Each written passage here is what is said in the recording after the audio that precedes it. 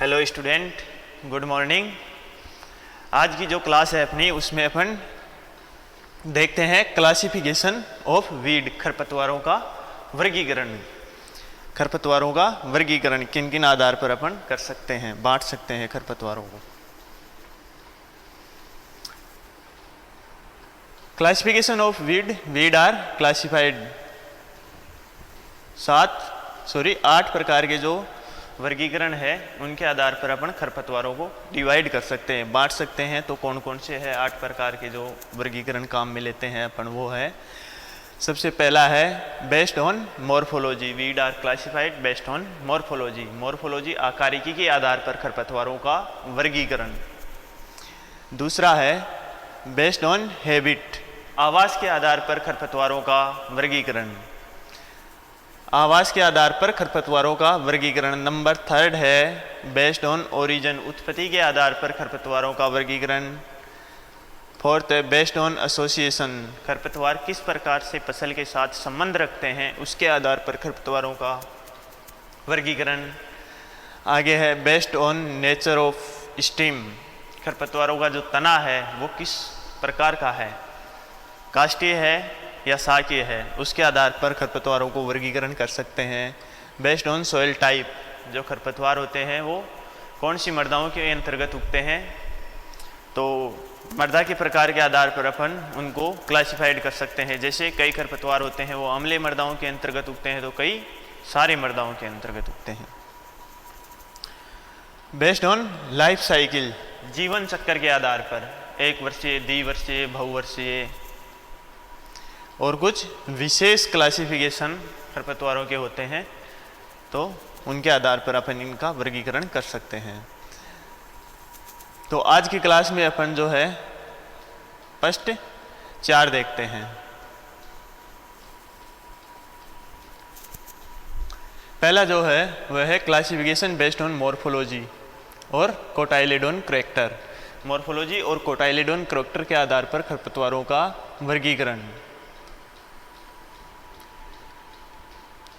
Morphological जो अपना वर्गीकरण है ये इतना ज़्यादा इफेक्टिव क्यों हुआ, इसके बारे में देखते हैं। पहले ड्यूरिंग 1940 2,4-D वाज डिस्कवर्ड।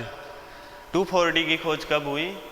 1940 के अंतर्गत। And it was selective translocated herbicide. 2,4-D क्या है? एक सेलेक्टिव ट्रांसलोकेटेड हर्बिसाइड है। सेलेक्टिव मतलब होता है चयनात्मक, एक स्थान से दूसरे स्थान पर पहुंचने वाला, स्थानांतरित।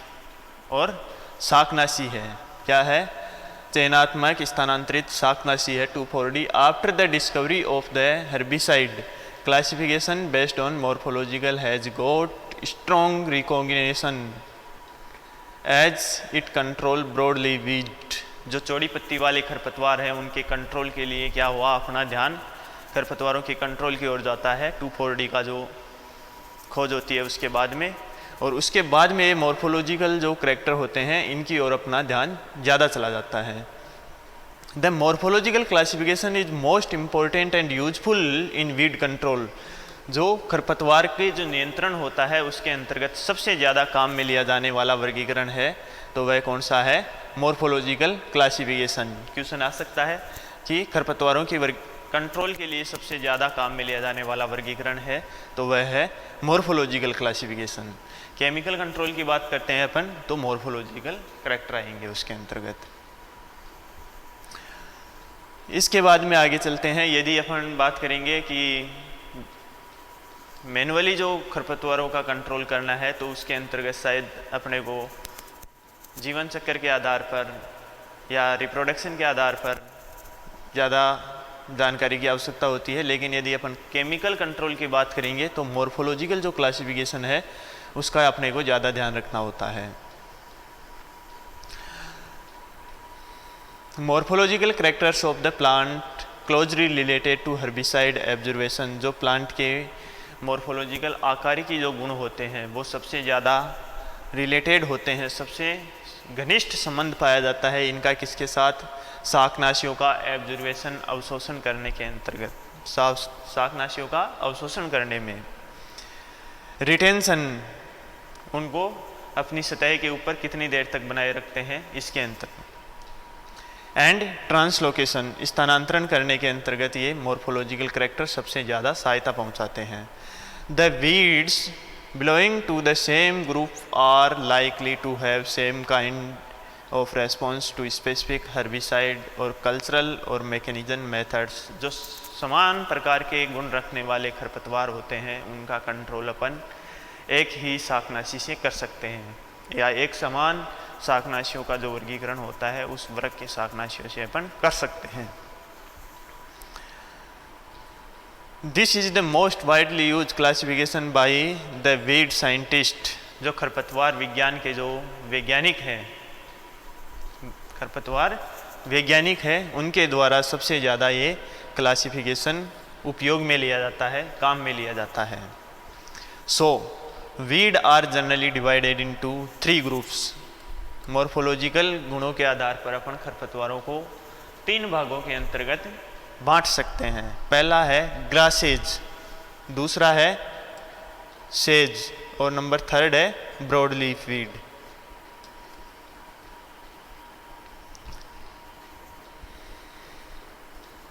कोटाइलेडोन कैरेक्टर के आधार पर खरपतवार मोस्टली 2 प्रकार के होते हैं, मोनोकोट और dicot.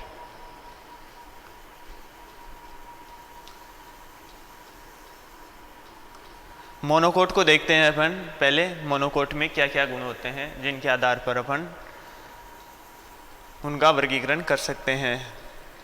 Narrow and upright leaves, इनकी जो पत्तियां होती है वो क्या होती है, सकड़ी होती है। नैरो होती है, सकड़ी होती है, एंड अपराइट होती है और ऊपर की ओर सीधी होती है। इनकी पत्तियां इस प्रकार से पाई जाती है। Retention of herbicide is less. यदि अपन इनके ऊपर शाकनाशियों का स्प्रे करते हैं तो वो काफ़ी कम समय तक रुकता है, क्योंकि इनकी पत्तियां जो होती है वो अपराइट होती है। अपराइट होने के ऊपर अंतर्गत अपन यहाँ पे यदि शाकनाशियों का स्प्रे करते हैं तो वो कुछ समय में नीचे गिर जाता है। अगला है एडवेंटेनियस रूट सिस्टम। इनका जो जड़ तंत्र होता है वो जखड़ा जड़ें पाई जाती है। इनके अंतर्गत कोई एक मेन रूट नहीं पाई जाती है कि जिसको अपन ख़त्म कर दें तो ये अपना लाइफ साइकिल ही कंप्लीट कर लेंगे। इस प्रकार की जड़ें इनमें नहीं पाई जाती है, बहुत सारी जड़ें पाई जाती हैं। कैम्बियम, कैम्बियम क्या होता है, कनेक्टिव टिश्यू इज स्क्रेटेड।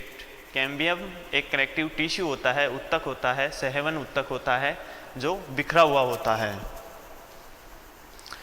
इस कैटेगरी के अंतर्गत ग्रासेज और नैरो लीव वीड आते हैं। इसमें क्या आते हैं, घास और सकड़ी पत्ती वाले जो खरपतवार हैं वह आते हैं।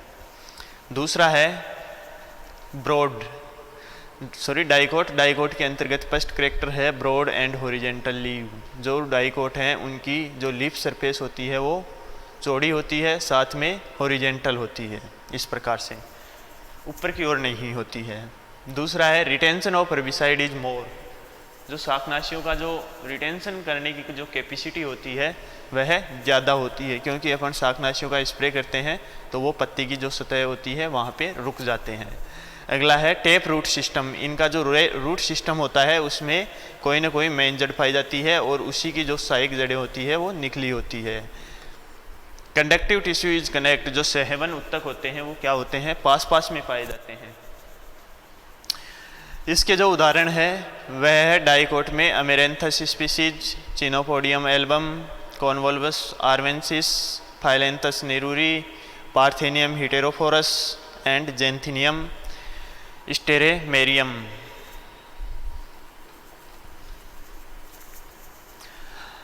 आगे ग्रासेज और सेज की बात करते हैं कि ग्रास और सेज और ग्रास की जो अपनी जर्नली कैरेक्टर होते हैं वो देखने में सेम दिखते हैं। तो सेज को अपन किस आधार पर कह सकते हैं कि ये सेजवीड है और ग्रासेज को किस आधार पर कह सकते हैं कि ये ग्रासवीड है। इनमें क्या डिफरेंस होता है, इनकी जो स्टीम होती है, स्टीम होता है वो हेलो होता है एक्सेप्ट नोड्स। जो स्टीम के अंतर्गत जो गांठें पाई जाती है उनको छोड़ के इनका जो तना होता है वो जर्नली खोखला होता है, पीछ से खोखला होता है। लेगुलेट्स पाए जाते हैं। इनकी जो पत्तियां होती है उनके अंतर्गत लिगुलेट्स पाए जाते हैं। और इनकी जो पत्तियां होती है वो क्या होती है, अल्टरनेटिव एंड अपोजिट लीव। जो पत्तियां होती है तने के ऊपर, इनमें अल्टरनेटिव होती है, इस प्रकार से, जैसे डिजिटेरिया और साइनेडोन इसके उदाहरण हैं। आगे अपन सेजवीड की बात करते हैं। इनका जो स्टीम होता है वो एंगुलर और सॉलिड होता है। जो तना होता है वो कठोर होता है, साथ ही इसमें एंगुलर होता है, त्रिकोणीय होता है, त्रिभुज की तरह, इस प्रकार से। यदि अपन मोथे का जो तने देखेंगे तो वो इस प्रकार से होगा। आगे डज नॉट पोसेज लिग्यूल्स, लिग्यूल्स इनमें नहीं पाए जाते हैं। पत्ती के अंतर्गत लिग्यूल्स नाम की जो संरचना अवेलेबल होती है वह इनमें नहीं पाई जाती है। ये डायरेक्ट पत्ती जो होती है वो तने से चिपकी रहती है। आगे है live in whorl around the stem. जो तना होता है उसके चारों ओर पत्तियां एकांतरण रूप में नहीं होकर के चारों तरफ पत्तियां पाई जाती है। पत्तियां क्या होती है, चारों तरफ पाई जाती है। इसका जो उदाहरण है वह है साइप्रस और स्किप्रस। क्लासिफिकेशन बेस्ड ऑन हैबिटेशन और सिचुएशन। आवास के आधार पर खरपतवारों का वर्गीकरण। आवास के आधार पर अपन जलीय बोल सकते हैं या स्थलीय खरपतवार बोल सकते हैं। ये क्या है, आवास के आधार पर खरपतवारों का वर्गीकरण है। Depending upon the place of their recurrence they are classified in terrestrial और एक्वाटिक वीड। टेरेस्ट्रियल या एक्वाटिक जो वीड होते हैं, जलीय या स्थलीय खरपतवार अपन बोल सकते हैं। टेरेस्ट्रियल जो वीड होते हैं उनमें आगे वर्गीकरण होता है, वो किन किन भागों के अंतर्गत डिवाइड होते हैं। Terrestrial weed are again classified into, पहला जो होता है क्रॉपलैंड वीड। जो पसली क्षेत्रों के अंतर्गत जो खरपतवार पाए जाते हैं उन्हें क्या कहते हैं, क्रॉपलैंड वीड कहते हैं। दूसरा है नॉन क्रॉपलैंड वीड।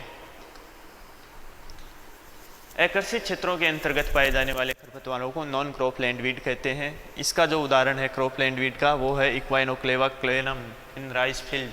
राइस के अंतर्गत इक्वाइनोक्लेवा कोलेनम। और दूसरा नॉन क्रॉपलैंड फील्ड का जो उदाहरण है वह है ट्राइबुलस टेरेस्टस और जेंथीमम स्ट्रेमेरियम। ग्रासलैंड वीड, घास वाली जो भूमियां हैं उनमें पाए जाने वाले खरपतवार। यह है वर्नोनिया एंड रूमेक्स। जो खरपतवार होते हैं वो घासी क्षेत्रों के अंतर्गत पाए जाते हैं। Weed of lawn and public park, lawn के अंतर्गत पाए जाने वाले या पब्लिक पार्क में पाए जाने वाले खरपतवार। इसमें है लीपिया नोडिफ्लोरा एंड इलुसाइन इंडिगा। लीपिया नोडिफ्रेला एंड इलुसाइन इंडिगा। आगे है ओचार्ड और गार्डन वीड्स। ओचार्ड और गार्डन वीड्स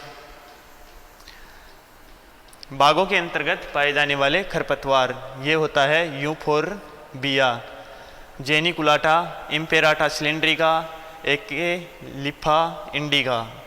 कौन कौन से है, euphorbia, geniculata, imperata cylindrica and acalypha indica. Weed of plantation crop, जो नारियल जैसी फसलें हैं, प्लांटेशन क्रॉप जो होती है उनमें पाए जाने वाले खरपतवार है यूफेटोरियम स्पीसीज, यूफेटोरियम स्पीसीज और मेकेनिया मिक्रेनाटा, मेकेनिया मिक्रेनाथा। पैरासाइटिक जो वीड होते हैं वो होते हैं लोरेंथस। जो खरपतवारों के ऊपर जो खरपतवार दूसरी फसलों के ऊपर पाए जाते हैं, फसल के ऊपर ही शरण लेते हैं, उनके ऊपर अपना लाइफ साइकिल कंप्लीट करते हैं, उन्हें पैरासाइटिक वीड कहते हैं, जैसे लोरेंथस। अगला है रोड साइड वीड। जो अपनी सड़कें हैं उनके किनारों पर पाए जाने वाले मुख्य खरपतवार हैं, तो उनमें है euphorbia, lantana camara and hyptis and prosopis juliflora. Prosopis juliflora. आगे है एक्वाटिक वीड, जलीय खरपतवार। जलीय खरपतवारों को अपन आगे डिवाइड कर सकते हैं। सबमर्ज्ड वीड, जो दलदली क्षेत्रों के अंतर्गत पाए जाने वाले खरपतवार होते हैं उनको क्या कहते हैं, सबमर्ज्ड वीड कहते हैं। जैसे वर्टिसिलाटा, यूट्रिकुलेरिया, स्टेलेरिस। ये जो खरपतवार होते हैं हाइड्रिला वर्टिसिलाटा, यूट्रिकुलेरिया, स्ट्रेलेरिस जो खरपतवार होते हैं वो दलदली भूमियों के अंतर्गत पाए जाते हैं। अगला है इमर्ज्ड वीड। जो खरपतवार पानी के अंतर्गत पाए जाते हैं, जैसे अपना डिग्गी या तालाब भरा हुआ है, इनके अंतर्गत जो खरपतवार पाए जाते हैं जिनकी जड़ें तो मृदा के अंतर्गत होती है और ये अपना तना या लीफ जो पार्ट होता है वो पानी के ऊपर इस प्रकार से कंप्लीट करते हैं, इन्हें क्या कहते हैं? इमर्ज्ड वीड कहते हैं। इसके अंतर्गत आता है टाइफा स्पीसीज और नेलेबेनियम स्पीसीओसम। अगला है फ्लोटिंग वीड। जो तैरने वाले जो खरपतवार होते हैं, जो अपना डिग्गी या तालाब जो पानी का भरा होता है उसके ऊपर इस प्रकार से तैरते हुए रहने वाले खरपतवार। जैसे एक शैवाल की बात करें अपन, तो शैवाल क्या है? फ्लोटिंग वीड के अंतर्गत आता है। इसमें है eichhornia crassipes and pistia stratiotes. Classification based on origin. उत्पत्ति के आधार पर खरपतवारों का वर्गीकरण। उत्पत्ति के आधार पर खरपतवारों का वर्गीकरण इसे दो भागों में डिवाइड कर सकते हैं। पहला इंडोजीनियस वीड और दूसरा इंट्रोड्यूस्ड वीड। इंडोजीनियस वीड वे होते हैं जो किसी एक विशेष देश के अंतर्गत पाए जाते हैं, इन्हें देशज वीड भी कहते हैं। इन्हें क्या कहते हैं? देशज वीड भी कहते हैं, जो एक पर्टिकुलर जियोग्राफिकल एरिया के अंतर्गत पाए जाते हैं या किसी एक क्षेत्र के अंतर्गत पाए जाते हैं, एक देश के अंतर्गत पाए जाते हैं, उससे बाहर इनका प्रकोप नहीं होता है। जैसे all the native weed of the country are coming in this group and most of the weeds are indigenous. और जो ज़्यादातर जो वीड होते हैं वो क्या है? अपने इंडोजीनियस वीड हैं। इनके एग्जाम्पल है एकेलिफा इंडिगा, एबुटिलोन इंडिकम, सोरगम हेलिपेंस, साइनेडोन डेक्टाइलोन एंड इक्वाइनोक्लेवा कोलेनम। ये जो है देशज खरपतवार हैं उनके उदाहरण हैं। आगे अपन देखते हैं इंट्रोडक्शन ऑफ वीड।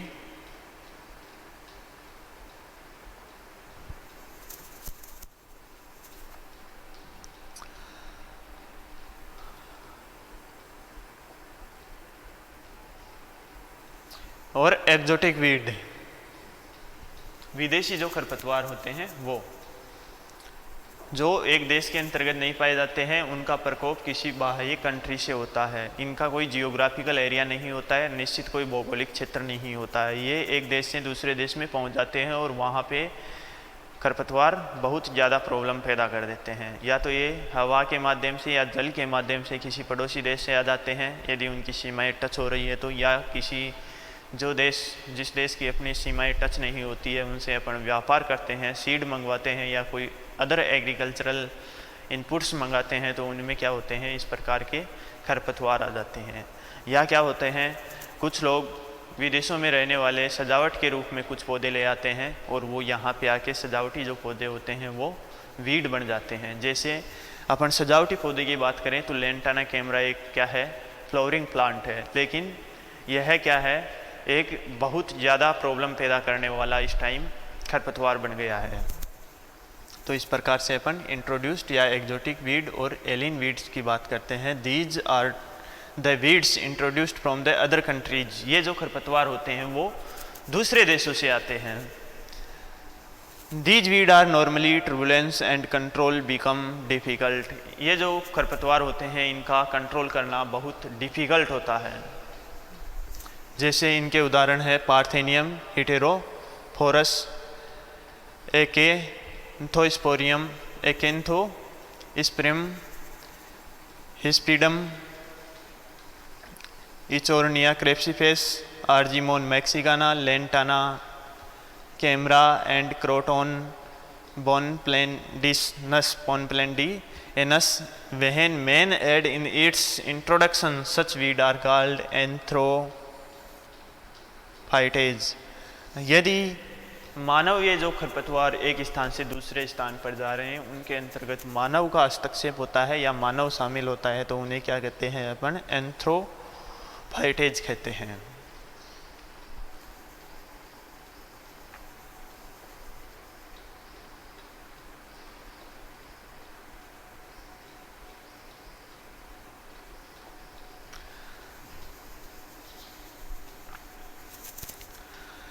आगे है classification based on association. Association का मतलब होता है जब खरपतवार और फसल अपनी एक साथ लाइफ साइकिल कंप्लीट करती है तो उसे क्या कहते हैं, खरपतवार या फसल एसोसिएशन कहते हैं। तो एसोसिएशन के आधार पर क्या होता है, when two plant are living together is called association. यदि दो प्लांट एक साथ अपना जीवन कंप्लीट कर रहे हैं, बिता रहे हैं, तो उसे क्या कहते हैं, association. Based on associations they are season bound. इस एसोसिएशन के आधार पर क्या हो सकता है, खरपतवार सीजन बॉन्ड हो सकता है, एक विशेष पर्टिकुलर सीजन के अंतर्गत पाया जा सकता है। दूसरा क्रॉप बॉन्ड वीड हो सकता है, एक पर्टिकुलर क्रॉप के अंतर्गत पाया जा सकता है। और and crop associated weed. Season bound weed, season bound weed क्या होते हैं, they are seen in that particular season irrespective of crop. जिस सीजन के अंतर्गत अपन फसल बोते हैं उन्हीं सीजन के अंतर्गत ये खरपतवार उगते हैं।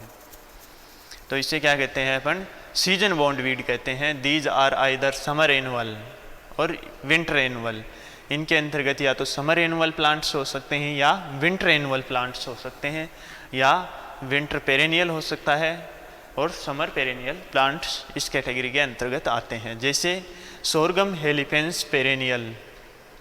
सोरगम हेलिपेंस उदाहरण याद रखने वाला है। Sorghum halepense perennial is a summer perennial. Sorghum halepense एक पेरेनियल प्लांट है और इसको अपन क्या बोलते हैं, समर पेरेनियल बोलते हैं। क्या बोलते हैं, समर पेरेनियल बोलते हैं। And cirsium arvensis is winter perennial. Cirsium arvensis जो हिरणखुरी होती है उसको अपन क्या बोलते हैं, विंटर पेरेनियल प्लांट बोलते हैं। फेलेरिस माइनर एंड एविना फतवा। Phalaris minor and Avena fatua is are winter season annual. ये जो प्लांट होते हैं इनको अपन क्या बोलते हैं, विंटर सीजन एनुअल बोलते हैं। Phalaris minor and Avena fatua are winter season annual plants. दूसरा है crop bound weed. Weed which usually parasite the host crop particularly or fully from their nourishment, e.g. parasitic dism also called as parasitic weed। जो weed होते हैं खरपतवार वो किसी विशेष फसल के ऊपर अपना लाइफ साइकिल कंप्लीट करते हैं, उनके ऊपर प्राश्रय के रूप में रहते हैं। यदि वो फसल नहीं होगी तो खरपतवार भी नहीं होगा। ये क्या हो सकते हैं, या तो फुल पैरासाइट हो सकते हैं या पार्शियल पैरासाइट के रूप में हो सकता है। फुल पैरासाइट कब होगा, यदि किसी प्लांट के अंतर्गत खुद का पर्णहरित नहीं पाया जाता है और वो दूसरे प्लांट के ऊपर अपना लाइफ साइकिल कंप्लीट कर रहा है, तो वो उससे न्यूट्रिएंट लेने के साथ साथ वो भोजन लेता है उसे बना बनाया। तो इस कंडीशन को अपन क्या कहते हैं, फुली पैरासाइट कहते हैं। और यदि कुछ प्लांट ऐसे होते हैं जो दूसरे प्लांट से न्यूट्रिएंट लेते हैं और भोजन अपना खुद का बनाते हैं क्योंकि उनमें पर्णहरित पाया जाता है, तो इसे क्या कहते हैं अपन, पार्शियल पैरासाइट कहते हैं। क्या कहते हैं, partial parasite. Those parasite which attack root as trim as root parasite. इनके अंतर्गत कुछ रूट पैरासाइट होते हैं जो जड़ के ऊपर अपना जीवन कंप्लीट करने के लिए योग्य होते हैं। और दूसरा क्या होता है, स्टीम पैरासाइट, जो तने के ऊपर दूसरे प्लांट का जो तना होता है वहाँ पे अपना लाइफ साइकिल कंप्लीट करते हैं। रूट पैरासाइट के अंतर्गत होता है एक complete root parasite Orobanche. Orobanche जो broomrape in tobacco, tobacco की जो फसल है उसमें कंप्लीट रूट पैरासाइट है ओरोबंची। कैसे कि ये जो रूट टोबैको की जो रूट है उसके ऊपर अटैक करता है, इसका खुद का कोई पर्णहरित नहीं होने के कारण ये क्या करता है, वहाँ से बना बनाया फूड देता है। पार्शियल रूट पैरासाइट की बात करें तो Striga species in on millets, जो अपनी मिलेट्स हैं उनके अंतर्गत स्ट्राइगा जो स्पीसीज है वो पाई जाती है। Stem parasite complete stem parasite is cuscuta in lucerne and berseem. बरसीम और लुर्सन, रेंजगा और बरसीम के अंतर्गत cuscuta complete stem parasite weed होता है। और पार्शियल स्टीम पैरासाइट वीड की बात करें तो इसमें है लोरेंथस, जो कहाँ पाया जाता है, फ्रूट क्रॉप के अंतर्गत पाया जाता है या चाय के जो बागान होते हैं वहाँ पे भी पाया जा सकता है। क्रॉप एसोसिएटेड वीड, फसल से संबंध वाले weed. These are also crop specific due to crop specific होने का इनका कारण क्या है, किस कारण से होते हैं? या तो ये मिमेक्री नेचर के होते हैं जिस कारण से अपन इनको पहचान नहीं पाते हैं और ये फसल में हर साल इनका अटैक होता रहता है।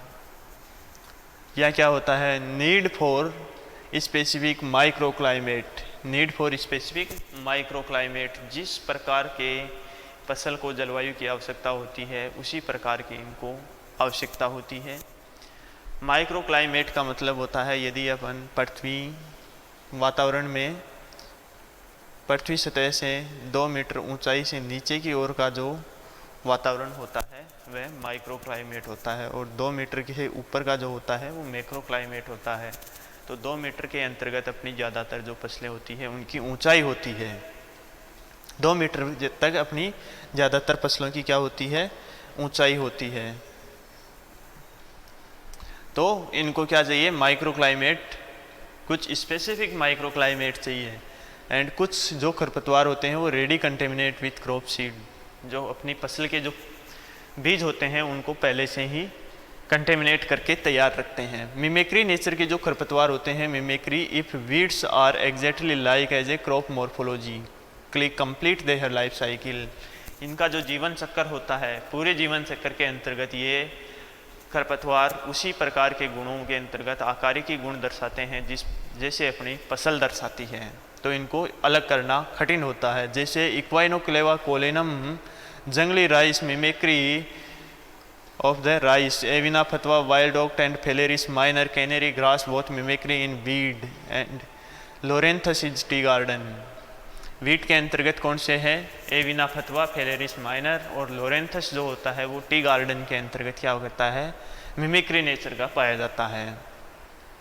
For example Avena fatua wild oat tend to grow to height of winter grain and adjust its ripening period to the crop over a vertical range and its types of mimicry is phenotypic mimicry। जो एविना फतवा जो अपनी जंगली जई है वह क्या करती है? फिनोटाइपिक मिमेक्री दर्शाती है। क्या करती है? फिनोटाइपिक मिमेक्री दर्शाती है। कैसे? जो अपनी सर्दी वाले जो फसलें होती है उनके अंतर्गत इसका अटैक होता है, और मोस्टली गेहूं के अंतर्गत होता है। ये क्या होती है? गेहूं के प्लांट के जो बराबर होती है वहाँ तक बढ़ती है, उससे ऊपर निकलती है, ऊपर निकल के उसकी जो हाइट होती है उसको ओवरलेप कर देती है, और इस टाइप की जो मिमेक्री होती है वो फिनोटाइपिक मिमेक्री होती है। नीड फॉर स्पेसिफिक माइक्रोक्लाइमेट, कुछ सूक्ष्म जलवायु की आवश्यकता वाले खरपतवार जैसे चिकोरियम एंटाइबस। चिकोरी जो वीड है, कोरोनोफस डिडिमस,